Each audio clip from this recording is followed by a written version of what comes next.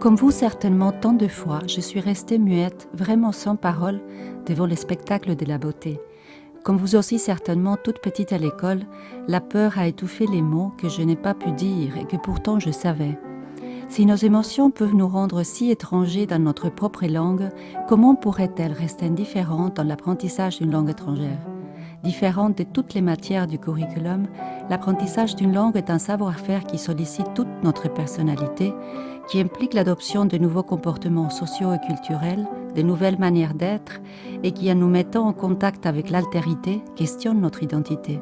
Comment donc réussir cet apprentissage si unique ?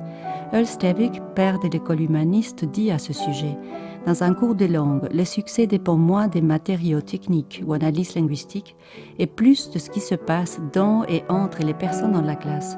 Ce qui se passe dans les personnes inclut entre autres l'estime de soi, l'anxiété, l'inhibition, la tolérance à l'ambiguïté, les styles d'apprentissage et la motivation. Ce qui se passe entre les personnes concerne toutes les transactions. La dimension affective, donc ce qui se passe dans et entre les personnes dans la classe, couvre un vaste spectre de processus simultanés qui s'influencent et s'imbriquent dynamiquement. Voilà ce que je vais vous montrer jour après jour.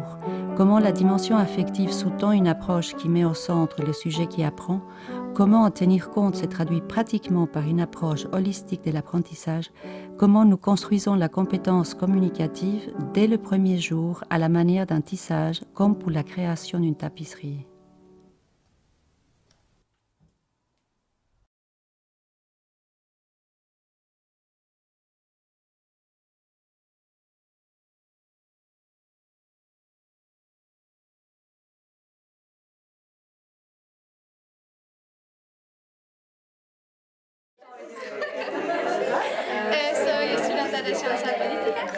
La motivation est au cœur de la dimension affective et au centre de l'apprentissage. Or, elle fluctue avec le temps. Zoltan Donley, psycholinguiste britannique, a développé un nouveau modèle dynamique qui tient compte des changements de la motivation dans le temps. Dans ce modèle, la motivation doit être générée, maintenue activement et protégée, et enfin, il suggère une évaluation rétrospective de comment les choses se sont passées. Il considère aussi que la motivation des étudiants peut être stimulée et augmentée par différentes stratégies. Mais la toute première étape consiste dans la mise en place des conditions initiales pour mettre en œuvre toutes ces stratégies. La relation enseignant et apprenant, la création d'une atmosphère détendue et le travail initial sur la cohésion du groupe. Les 2 premières périodes du cours sont surtout consacrées à la création de ce socle affectif et l'apprentissage de certains aspects de la langue cible est une excuse pour entrer en relation les uns avec les autres d'une autre manière et entrer dans l'espagnol différemment. Laetitia. J'apprends rapidement les Chloé, prénoms de chacun. Marina. Laetitia, Chloé, Marina. Valentine. Lucie. Nous apprenons rapidement comment nous présenter pour nous présenter vraiment en espagnol. ¿De dónde eres? Isabel, ¿de dónde eres? Soy de Lausanne. De Lausanne. Y Marie, ¿de dónde eres? Soy de la misma ville.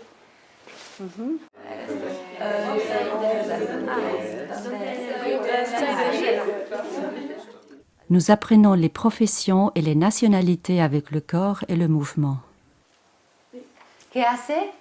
Camarera. Ok, es camarera. Irán, Irán, España, Español. Francia, Francés. Inglaterra, Inglés. Alemania. Alemán. Nous présentons les aspects grammaticaux avec des couleurs. Entonces, je dis ça en français, j'aimerais maintenant, je vais baisser le tableau, j'aimerais que vous écriviez les 14 mots, ou bien tous les mots dont vous vous rappelez, et que vous regardiez comment vous avez fait pour les apprendre. Est-ce que c'était le faire, le voir, tout ensemble, m'entendre. Comme ça, je vois aussi comment vous apprenez, d'accord ?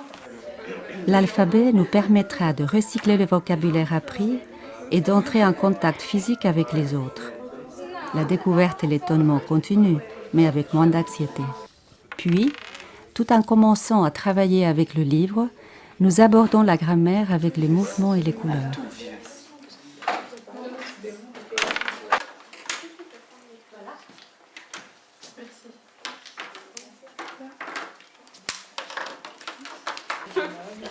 Chacun est invité à choisir une identité fictive en espagnol, ce qui permet de créer un lien affectif avec la culture cible, stimuler la créativité des apprenants, générer du vocabulaire personnalisé, recycler les contenus appris et donner un cadre pour des échanges imaginatifs. Soy de Bolivia. La journée s'achève avec un des rituels, l'évocation de tout ce que nous avons fait, organisé de sorte à faire ressortir la différence entre ce que je peux faire en espagnol et les moyens pour y arriver, la grammaire et le vocabulaire. Constater tout ce qu'ils ont pu apprendre en l'espace d'une journée leur permet de vaincre leur résistance à la nouveauté et d'entrer sans réserve dans l'apprentissage. Ce soir, vous aurez nombre, nationalidad. Nombre, nacionalidad. Esta. ¿Qué más?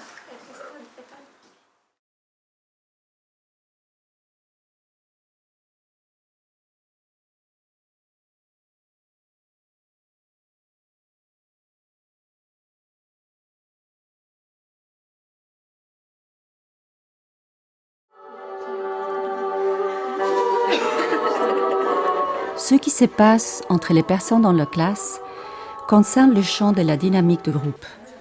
Mais cette discipline, initiée par le psychologue social Kurt Lewin aux États-Unis, n'est entrée que récemment dans le domaine de l'apprentissage des langues.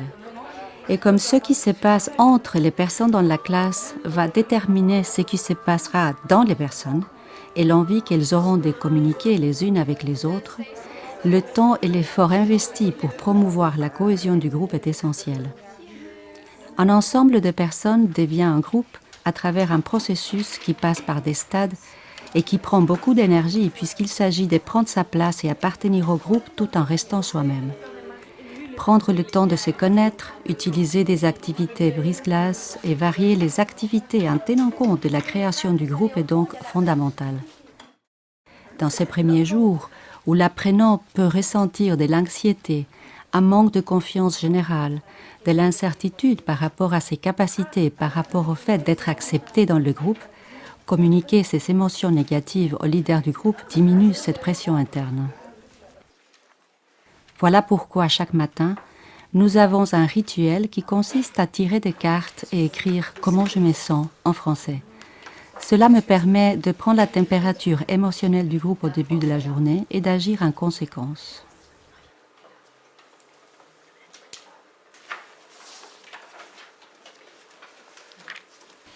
Les objectifs de la journée sont de consolider la capacité à se présenter et parler de soi. Chaque fois, nous alternons pratique du lexique et échange, attention aux formes grammaticales et échange.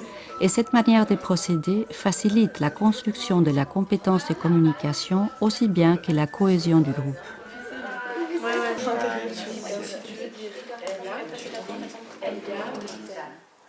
Como el doctor de los ojos. ¿Cómo hacemos para expresar intenciones?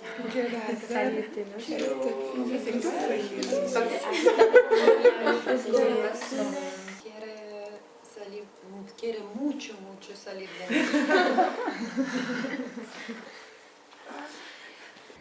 Une chanson clôt la matinée. Chanter ensemble promeut la cohésion du groupe et favorise le contact avec ses émotions.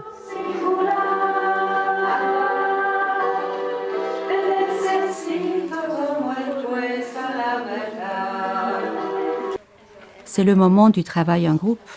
Les groupes se formeront d'après l'affinité pour ces fenêtres, derrière lesquelles chaque groupe est invité à imaginer une famille cosmopolite, originale et polyglotte. Ce travail permettra de recycler et consolider tous les apprentissages de ces 2 premiers jours dans une tâche imaginative du groupe.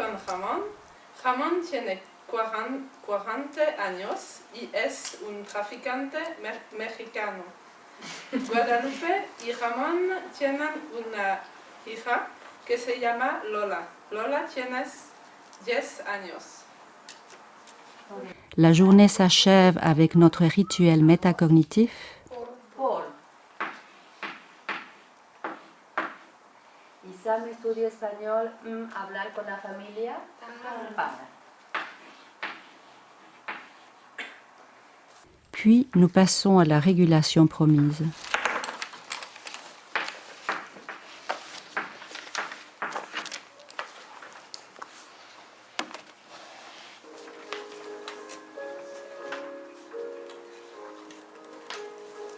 C'est en alternant des activités particulières pour promouvoir la cohésion du groupe avec des activités linguistiques que nous tissons les premières mailles de l'intégration entre la dimension cognitive et affective de l'apprentissage.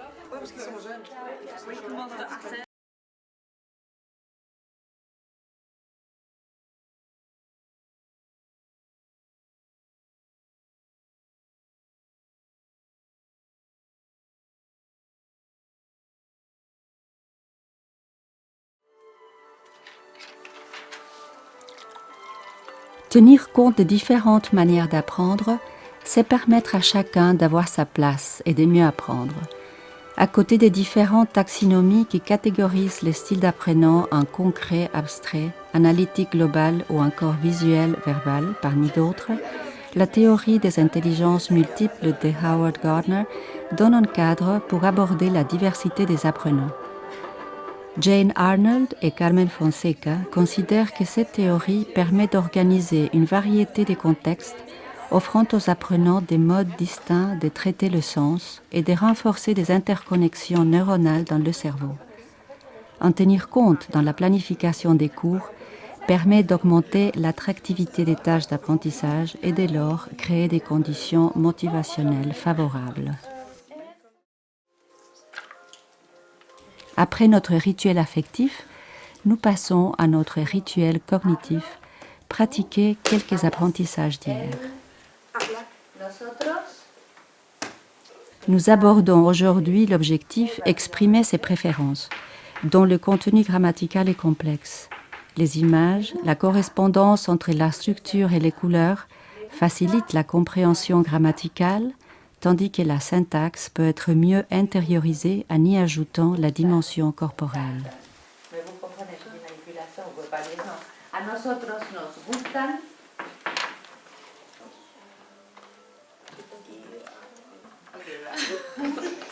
A nosotros no. A nosotros no nos.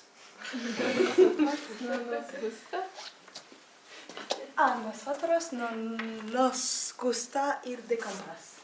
Okay. Finalement, nous intégrons le tout dans une tâche interactive avec des cartes qui recyclent et élargit le vocabulaire appris. Arrivé à la moitié du cours, chacun est invité à décrire son personnage fictif en parlant à la première personne sur le modèle de personnage que je me suis créé et que je leur présente. Cette séquence permet alors de transférer par écrit les apprentissages de la journée et compléter le texte écrit la veille à la maison.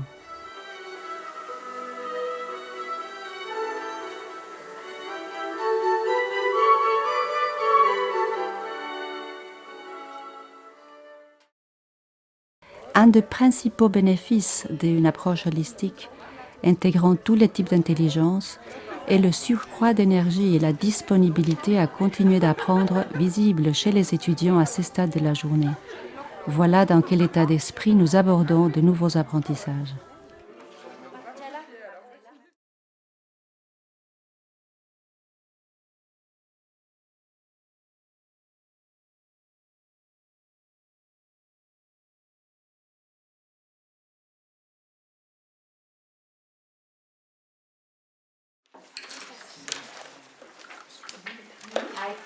Pour maintenir activement la motivation, celle-ci doit être nourrie. Faire des effets surprises ou faire l'inattendu sont des stratégies puissantes. De même, les techniques inspirées des approches humanistes, appelées non conventionnelles en français, telles que la création d'un personnage fictif ou l'utilisation de la musique entre autres, sont aussi hautement motivantes, surtout si elles sont utilisées de manière simultanée. De plus, solliciter la globalité de l'apprenant de multiples façons et l'impliquer dans des tâches significatives dont le niveau de difficulté est bien adapté, favorise l'expérience du flow, l'état émotionnel optimal décrit par Mihaly Csikszentmihalyi. Les apprenants y font allusion en disant qu'ils n'ont pas vu le temps passer et qu'ils ne sont pas du tout fatigués. En outre, les rituels initiaux, l'un affectif tiré des cartes et l'autre cognitif révisé avec la balle, et le rituel final métacognitif, évoquer les apprentissages de la journée, contribuent de manière cyclique à continuer de tisser les stratégies cognitives, métacognitives et socio-affectives dans les mailles de l'apprentissage. Ce 4e matin, avant-dernier jour, nous commençons notre révision de manière originale.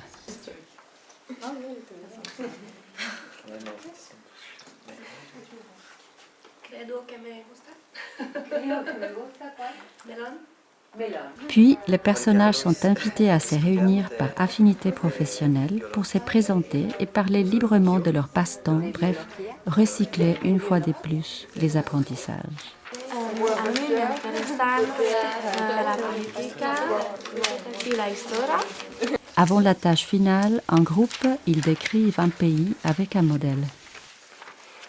Berlín es una ciudad muy famosa por su historia. Hay un importante río, el Rin, que recorre todo el país. El clima es templado pero frío en el norte. La tâche finale proposée est de choisir une destination de voyage en fonction d'une sélection des cartes postales des vacances et de l'écrire en groupe. Comme au deuxième jour, les groupes vont se former par affinité quant au lieu à visiter. Mais aujourd'hui, nous pouvons voir comment les groupes ont évolué. Réponse personnelle, je veux pas que vous mettiez tous les Indiens à tour. Aquí estamos muy bien. Estamos en India, en Agra. El clima está muy caliente y húmedo. Hay muchos turistas en el Taj Mahal porque es maravilloso. La gente en las ciudades es simpática porque hablan mucho con nosotros en inglés. La lengua oficial es complicado, pero estudio mandarín por noche. Mañana vamos a ver los pandas en la selva. El fin de la semana vamos a visitar la famosa mural china. Hasta luego, besos. Nous finissons avec notre rituel métacognitif habituel. ¿Qué es el mate? Y es el pico más alto. ¿Cuál?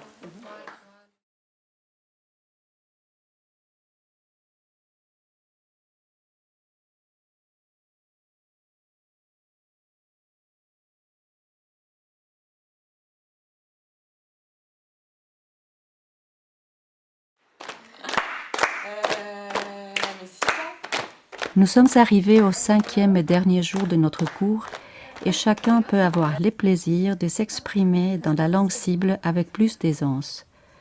En ayant tissé les fils de la dimension affective et les techniques humanistes avec le fil rouge du contenu linguistique et en alternant le style de tissage, tantôt acquisition, tantôt apprentissage, avec des variétés de fils cognitifs, métacognitifs et socio-affectifs, l'intériorisation de la langue cible a été facilitée. Après avoir sollicité les vocabulaires de la maison avec un mind map, nous apprenons les vocabulaires du salon de manière originale.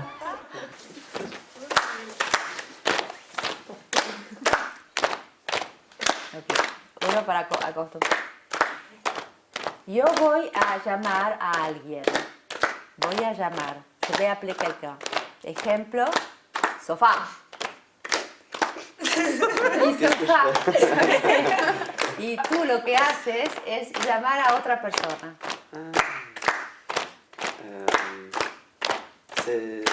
Cenicero. Rapidísimo. Ok, ahora se complica. Nos movemos. La première partie de la matinée est consacrée à la tâche finale, imaginer et dessiner son salon et le décrire à son voisin. Ah ok, ouais, je comprends dans le sens. detrás de la pada hay una biblioteca. Puis, par groupe d'intérêt, il s'agira d'évoquer tout le contenu du cours organisé par thème, soit la grammaire, soit le vocabulaire. Après un moment de travail en groupe, les groupes se mélangent et complètent leurs informations. Dans cette toute dernière partie du cours, nous avons tout d'abord les productions finales et ensuite la clôture de cette semaine intensive et intense d'espagnol. Tout d'abord, chacun se présente en espagnol au groupe en disant tout ce qu'il peut dire sur lui-même, ce qui est un transfert des apprentissages à sa réalité.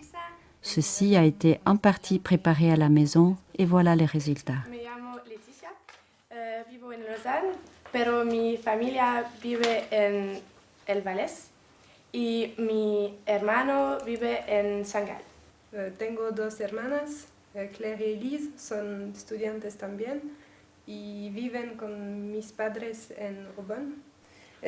Yo quiero organizar un cineclub en mi casa. Si vosotros queréis participar, decidme vos correo electrónico. Me gusta mucho viajar, hablar, salir de copa. Et voilà. Ensuite, il y a une simulation de groupe dont la consigne est entrer en relation dans la fête d'un ami commun, Juan. Argentina, en una casa, pero estoy de vacaciones en España. ¿Dónde estudias? Estudio en la Universidad de Barcelona. Yo también, ¿cómo te llamas? Me llamo Juanita. ¿Y tú cómo te llamas? Natalia. ¿Y su amiga? ¿Cómo te llamas? Pili Catalina Santos Mendes de Valenza. Finalement, chacun est invité à résumer avec un mot, une couleur ou une image nos 30 périodes de cours depuis le premier jour.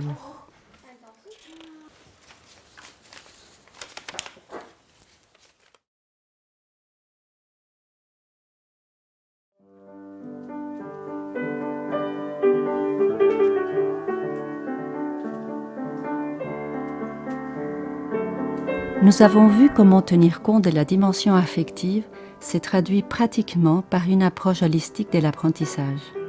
Pionnière, minoritaire et mal connue, l'école et les approches humanistes en langue anglaise ont été les premières à avoir amené cette dimension dans la salle de classe. Aujourd'hui, repris par le cadre commun, le sujet est d'entière actualité. Jane Arnold dit à ce propos: une vision holistique, humaniste de l'enseignement considère l'apprenant comme une personne avec des aspects cognitifs, affectifs et physiques qui sont toujours imbriqués et lesquels, dans un programme éducatif adéquat, s'appuient mutuellement. Associé à la compétence existentielle, au savoir-être, le cadre commun en fait une allusion explicite et suggère que l'objectif final de l'apprentissage d'une langue étrangère pourrait être le développement d'une personnalité interculturelle. Mais si le cadre nous montre la destination et balise la route, il ne nous donne pas à nous enseignants les cartes routières. Dans l'époque post-méthode, et depuis que l'apprenant a été mis au devant de la scène de l'apprentissage, nous autres enseignants avons été poussés au centre de la créativité. Facilitateurs réflexifs, jongleurs et tisserands. Maintenant, c'est à nous de jouer.